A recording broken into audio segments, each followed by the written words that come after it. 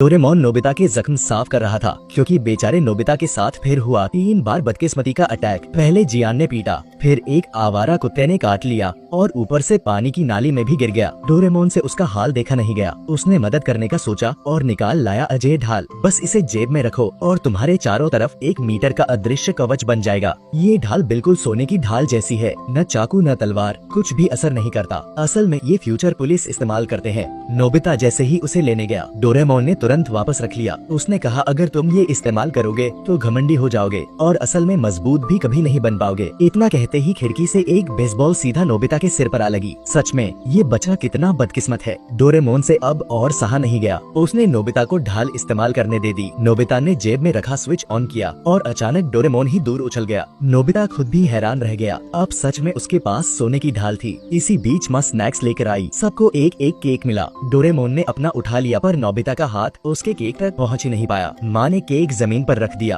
पर नोबिता भाग भाग कर भी उसे छू नहीं पाया। तभी डोरेमोन ने याद दिलाया, बस कह दो केक अंदर आओ। नोबिता ने कहा और केक अपने आप उसके पास आ गया। यहाँ तक कि डोरेमोन वाला भी खिंच कर आ गया। डोरेमोन तो निराश हो गया पर नोबिता मजे से खाने लगा। अब उसे लगा जिंदगी में कभी डर नहीं रहेगा। डोरेमोन ने चेतावनी दी, ज्यादा मत इतराना। लेकिन अगली बार जब उसने देखा नोबिता तो ढाल लगाकर चैन से सो रहा था। डोरेमोन गुस्से से लाल हो गया लेकिन उस ढाल के सामने वह कुछ कर भी नहीं सका। अगले दिन नोबिता टेस्ट करने बाहर निकला। चलते चलते एक छोटा सा कंकड़ सामने आया लेकिन वो भी ढाल से टकराकर उछल गया। नोबिता खुश हो गया, अब कभी पत्थर से ठोकर नहीं खाएगा। तभी वही कंकड़ एक कुत्ते के सिर पर जाकर लगा। कुत्ता भौंकता हुआ नोबिता पर झपटा। नोबिता डर गया, पैरों में जान ही नहीं बची। लेकिन ढाल ने उसे बचा लिया और कुत्ता भाग गया। अब नोबिता और भी घमंडी हो गया। उसने आंखें बंद करके ही चलना शुरू कर दिया और रास्ते अपने आप साफ होते गए। इसी दौरान वह कंस्ट्रक्शन साइट में पहुंच गया। खुदाई मशीन का पंजा ढाल से टकराया और टूट गया। मजदूर दंग रह गए लेकिन नोबिता का आत्मविश्वास आसमान छू गया। वह आगे जियान और सुनियो के पास पहुंचा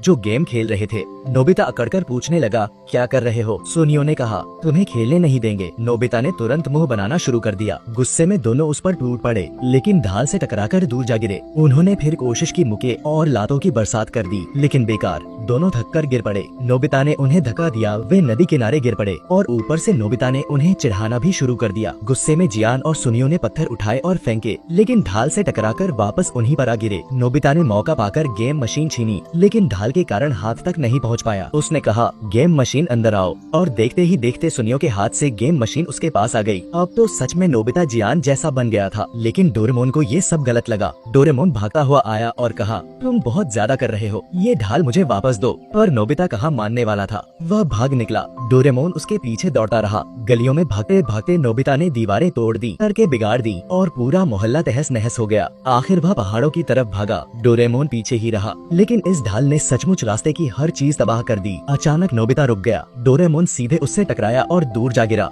नोबिता हंसते हुए बोला, अब तो मुझे भागने की जरूरत ही नहीं। इस ढाल के रहते कोई मुझे छू भी नहीं सका। इसी बीच बारिश शुरू हो गई। डोरेमोन पूरा भीग गया पर नोबिता की ढाल इतनी वाटरप्रूफ थी कि उस पर एक बूंद भी नहीं गिरी। नोबिता अब और भी अकड़ने लगा। वह सबको दिखाने लगा। तभी उसने देखा शिजुका बारिश से बच रही है। नोबिता उसके पास गया और कहा, शिजुका अंदर आओ। पल भर में शिजुका ढाल के अंदर पहुंच गई। उसे बहुत अजीब लगा, यहाँ तो बारिश हो ही नहीं रही थी। नोबिता ने उसे साथ चलने का न्योता दिया। शिजुका ने पूछा, कहाँ? नोबिता मुस्कुराया और उसका हाथ पकड़ लिया। शिजुका ने विरोध भी नहीं किया। दोनों साथ साथ नदी में उतर गए। शिजुका हैरान थी, वाह, पानी के अंदर भी ऐसे चल सकते हैं जैसे जमीन पर। नोबिता गर्व से बोला, देखा, ये ढाल, तलवार, बंदूक, पानी सबको रोक सकता है। तो बताओ, तुम्हें अगर ऐसा ढाल मिले क्या तुम इसे रखना चाहोगे?